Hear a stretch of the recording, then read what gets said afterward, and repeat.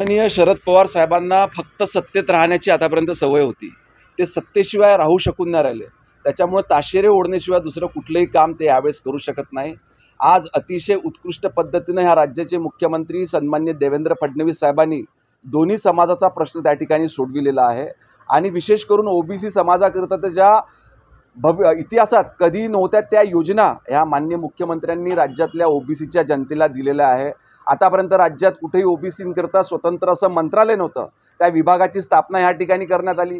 राज्यातल्या प्रत्येक जिल्ह्यामध्ये ओबीसी विद्यार्थ्यांकरता वसतिगृहाची निर्मिती करण्यात आली. अशा अनेक योजना त्या ठिकाणी ह्या राज्यातल्या ओबीसी समाजाकरता माननीय मुख्यमंत्री महोदयांनी केलेल्या आहे. त्याच पद्धतीनं मराठा बांधवांचा देखील त्यांनी प्रश्न त्या ठिकाणी सोडविलेला आहे. त्याच्यामुळे नैराश्यात जाऊन माननीय शरद पवार साहेब अशा पद्धतीचे वक्तव्य करत असतात.